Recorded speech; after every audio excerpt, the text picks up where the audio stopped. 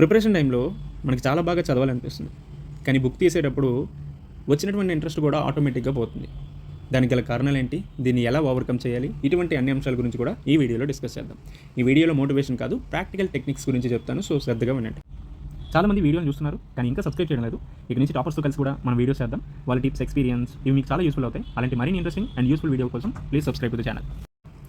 First one is start small, interest follows action. Yes, మనకి interest రాని reason ఏంటి అంటే మైండ్ ఎప్పుడు కూడా బిగ్ టాస్క్ని అవాయిడ్ చేస్తుంది. 3 అవర్స్ ప్లాన్ ఇచ్చాము అంటే ఖచ్చితంగా మైండ్ ప్యానిక్ అవుతుంది. కానీ 5 మినిట్స్లో స్టార్ట్ చేస్తే మైండ్ ఆటోమేటిక్గా సెటిల్ అవుతుంది. ఇంట్రెస్ట్ అనేది స్టార్ట్ చేసాకే వస్తుంది, స్టార్ట్ చేయకముందు ఎప్పుడు కూడా రాదు. సో బుక్ ఓపెన్ చేసి 5 మినిట్స్ స్టార్ట్ చేయండి. ఎప్పుడైనా యాక్షన్ తీసుకుంటేనే అది కాన్ఫిడెన్స్కి వెళ్తుంది. కాన్ఫిడెన్స్ ఉంటే అది ఆటోమేటిక్గా ఇంట్రెస్ట్కి దారి చేస్తుంది. సో దట్ ఎప్పుడైనా చిన్నగా ప్రారంభించండి, ఇంట్రెస్ట్ ఆటోమేటిక్గా వస్తుంది. Then second one is environment change. Same place, same posture, same bed, ఇవన్నీ కూడా ఎప్పుడైనా ఇంట్రెస్ట్ని కిల్ చేస్తాయి. సో దట్ మ్యాక్సిమం మీ యొక్క ఎన్విరాన్మెంట్ని చేంజ్ చేసుకోండి.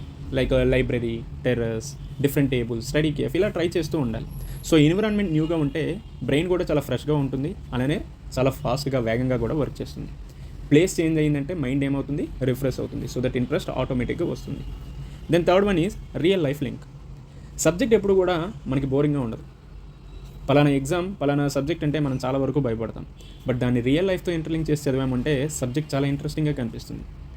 సో దట్ ఆ విధంగా చదువుకోవాలి. ఫర్ ఎగ్జాంపుల్ పాలిటీ అంటే ఎగ్జామ్స్కి వచ్చేటటువంటి మార్క్స్ కాదు, అవి మన రైట్స్ గురించి, మన లాస్ గురించి చెప్తాయి. సేమ్ లైక్ జియోగ్రఫీ అంటే మన యొక్క ఎర్త్ సిస్టమ్ గురించి, మౌంటైన్స్ ఎలా ఏర్పడ్డాయి, వాటి యొక్క ఇంపాక్ట్ ఎలా ఉంటుంది, ఇలా రియల్ లైఫ్ని ఎగ్జాంపుల్తో ఇంటర్లింక్ చేస్తూ చదవాలి. దెన్ ఎకానమీ అంటే చాలామంది భయపడతారు, లైక్ నేషనల్ ఇన్కమ్ అనేసి, లేదంటే physical deficit, so and so పెద్దగా మాట్లాడతారు. బట్ ఎకానమీ అంటే ఏంటి? మన యొక్క జీతాలు, మన యొక్క ఉద్యోగాలు, మన భారతదేశానికి సంబంధించినటువంటి అభివృద్ధి గురించి కదా చెప్తుంది. సో దట్ ఇక్కడ ఏంటి, ఎప్పుడైనా సబ్జెక్ట్ని మీనింగ్గా చదివితే అది మోటివేషన్కి ఇస్తుంది. మోటివేషన్ ఉంటే ఆటోమేటిక్గా ఇంట్రెస్ట్ వస్తుంది. సో దట్ ఇక్కడ నుంచి రియల్ లైఫ్ని ఇంటర్లింక్ చేస్తూ సబ్జెక్ట్స్ అనేవి చదవండి. అప్పుడు మనకి సబ్జెక్ట్స్ అనేవి బోరింగ్గా ఉండవు. Then pomodoro smart time technique. Aravinda Sametha Veera Raghava సినిమాలో ఎన్టీఆర్ పూజా హెగ్దేకి పొమడోరో ఇచ్చి ఒక 25 మినిట్స్ నువ్వేం చేయాలనుకుంటున్నావో క్లియర్గా చేసుకో, దానికి సంబంధించి ఒక ఇది కూడా పెట్టుకొని చెప్తారు.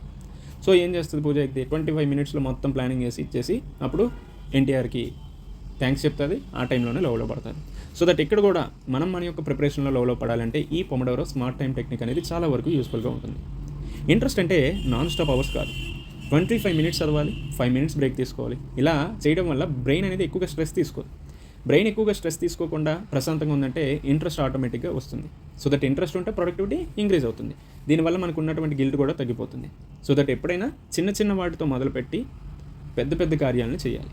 అంతేగాని పెద్ద ఐడియాస్ ఉన్నంత మాత్రాన దానికి అనుగుణంగా ఎటువంటి యాక్షన్ తీసుకోకపోతే అది ఏ విధమైనటువంటి పురోగతి కూడా సాధించదు. Then variation strategy. ఎప్పుడైనా ఒకే మెథడ్ని ఫాలో అవుతే అది బోరింగ్గానే ఉంటుంది. ఫర్ ఎగ్జాంపుల్ నోట్స్ ఓన్లీ రాయడం చేస్తూ ఉంటామంటే ఆటోమేటిక్గా మైండ్ డల్ అవుతుంది. లేదంటే ఓన్లీ బుక్ని మాత్రమే చదివామంటే ఆటోమేటిక్గా ఏమవుతుంది, మైండ్ డల్ అవుతుంది. సో దట్ వేరియేషన్ స్ట్రాటజీ అనేది చాలా వరకు యూజ్ అవుతుంది. ఏ విధంగా, లైక్ వీడియోస్ చూడటం కావచ్చు, ఏవైనా క్విజ్లో పార్టిసిపేట్ చేయడం, మైండ్ మ్యాప్స్ని ఫాలో అవ్వడం, సమ్మరీస్ చదవడం, ప్రీవియస్ ఇయర్ క్వశ్చన్స్కి సంబంధించినటువంటి ప్రాక్టీస్ చేయడం. సో ఇలా మిక్స్డ్గా మన యొక్క స్ట్రాటజీ అనేది వెళ్ళింది అంటే సేమ్ కంటెంటే ఉంటుంది, బట్ డిఫరెంట్ ఫార్మాట్లో ఉండటం వల్ల ఇంట్రెస్ట్ అనేది చాలా దూరం వరకు రిటైన్ అవుతుంది. సో దట్ ఈ వేరియేషన్ స్ట్రాటజీ వల్ల మనకి చాలా వరకు చదవాలనేటువంటి ఉత్సాహం పెరుగుతూ ఉంది. Then reward system. ఇంట్రెస్ట్ అంటే instant gratification. Yes, instant gratification ఉంటేనే మనం ఏదైనా పని చేయడానికి ఇష్టపడతాం. మైండ్ స్మాల్ రివార్డ్ ఎప్పుడు కూడా ఎక్స్పెక్ట్ చేస్తుంది. సో టాపిక్ కంప్లీట్ అయితే ఏం చేస్తాం, ఫర్ ఎగ్జాంపుల్ ఈ టాపిక్ని కంప్లీట్ అయితే నేను టీ తాగుతా, ఈ టాపిక్ కంప్లీట్ అయితే నేను నా ఫ్రెండ్తో మాట్లాడతా, ఈ టాపిక్ కంప్లీట్ అయితే నేను ఏదో స్మాల్ వాక్ వెళ్తా, లేదంటే 10 మినిట్స్ ఫోన్ మాట్లాడతా, ఇన్స్టాగ్రామ్ అయినా ఓపెన్ చేస్తా.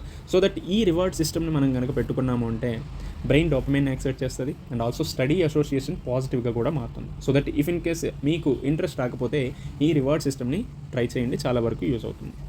దెన్ చాలామంది మోటివేషన్ ఎక్కువగా తీసుకుంటారు, బట్ డిసిప్లైన్ అనేది తక్కువగా తీసుకుంటారు. నీకు ఇంట్రెస్ట్ రావాలంటే మోటివేషన్ కంటే ఎక్కువ ఉండాల్సింది డిసిప్లైన్.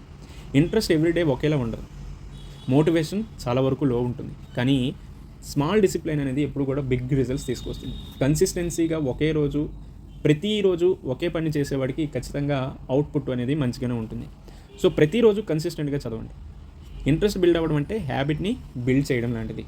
కాబట్టి డిసిప్లైన్గా ఎవరైతే ఉంటారో వాళ్ళకి ఆటోమేటిక్గా ఇంట్రెస్ట్ వస్తుంది. అది ఒక హాబీగా, హ్యాబిట్గా కూడా మారుతుంది. Then energy management. టైం కన్నా మనకి చాలా ఇంపార్టెంట్ ఏంటంటే మనకున్న మూడ్. మార్నింగ్ ఫ్రెష్ టైంలో ఉన్నప్పుడు కొంచెం కష్టమైనటువంటి సబ్జెక్ట్స్, టఫ్ సబ్జెక్ట్స్, మనకి రానటువంటి సబ్జెక్ట్స్ని ఫాలో అవ్వండి. ఈవినింగ్ టైంలో రివిజన్ చేసుకోండి. ఇఫ్ ఇన్ కేస్ బాగా బోర్ కొట్టింది అనుకోండి, మనకు తెలిసినటువంటి సబ్జెక్ట్ తీసుకోండి. బోరింగ్ టైంలో టఫ్ సబ్జెక్ట్ ట్రై చేసామనుకోండి, ఇంట్రెస్ట్ ఏమవుతుంది, ఆటోమేటిక్గా కింద పడిపోతుంది. So that right time right టాస్క్ని ఫాలో అయితే ఎనర్జీని ప్రాపర్గా మేనేజ్మెంట్ చేసినట్టు ఉంటుంది, అలానే ఇంట్రెస్ట్ కూడా చాలా వరకు వస్తుంది. Then distraction control. ఇంట్రెస్ట్ రాని టైంలో మనం ఫస్ట్ కంట్ అయ్యేది దేనికి, ఫోన్కే కదా.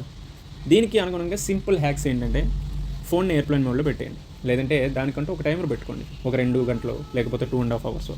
ఒకవేళ టెంప్టేషన్ ఎక్కువ అయ్యింది అనుకోండి, ఫోన్ అనదర్ రూమ్లో పెట్టేయండి, లేదంటే మీరు స్టడీ హాల్కి వెళ్ళారంటే ఫోన్ రూమ్లో పెట్టేసుకోండి. సో దట్ ఎప్పుడైనా లో డిస్ట్రాక్షన్స్ అనేది హై ఫోకస్ని ఇస్తాయి. హై ఫోకస్ ఉంటే ఇంట్రెస్ట్ అనేది లాంగ్ టర్మ్లో సస్టైన్ అవుతూ ఉంటుంది.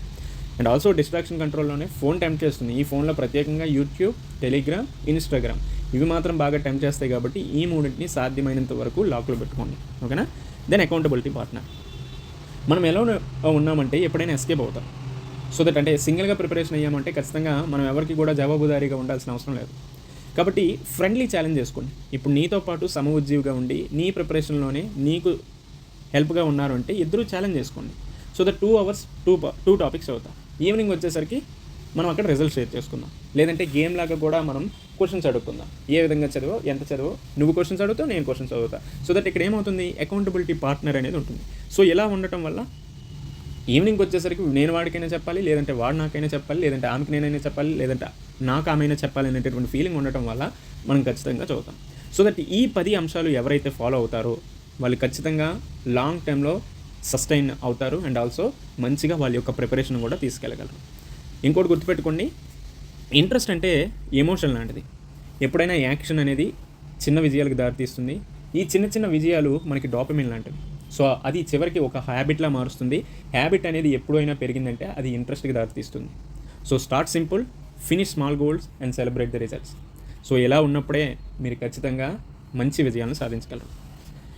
ఫైనల్ మెసేజ్ ఏంటంటే, ఇంట్రెస్ట్ రావడం లేదని గిల్ట్ ఎక్కువగా అవ్వాల్సినటువంటి పని లేదు. చదవట్లేదనేసి కూడా గిల్ట్ అవ్వాల్సినటువంటి పని లేదు. It's a normal thing. Mind new హ్యాబిట్స్ని ఫస్ట్ అవాయిడ్ చేస్తుంది. లైక్ పెద్దగా చదవడం, అంటే లాంగ్ టైంలో ఎక్కువ అవర్స్ చదవడం, ఇవన్నీ కూడా అవాయిడ్ చేస్తుంది. ఎందుకంటే అది చాలా వరకు కొత్తది. కానీ మీకు కంట్రోల్ ఉంది. కరెక్ట్ టెక్నిక్ యూస్ చేస్తే ఇంట్రెస్ట్ ఆటోమేటిక్గా బిల్డ్ అవుతుంది. ఏంటా కరెక్ట్ టెక్నిక్ ఏంటి, ఇటువంటివన్నీ కూడా మనం మాట్లాడుకున్నాం కదా. లైక్ ఫస్ట్ ఏంటి, start small. Next environment change చేయడం. తర్వాత రియల్ లైఫ్ని ఇంటర్లింక్ చేస్తూ చదువుకోవాలి. Then pomodoro, smart techniques, then variation strategy, reward theory, దీంతోపాటు డిసిప్లైన్, మోటివేషన్ కంటే డిసిప్లైన్ ఎక్కువ ఉన్నాం. Then also energy management, distraction control and also accountability partner. ఇవి కనుక మనం ఫాలో అయ్యామంటే ఇంట్రెస్ట్ అనేది బర్త్తో మన ఎవ్వరికీ కూడా రాదు.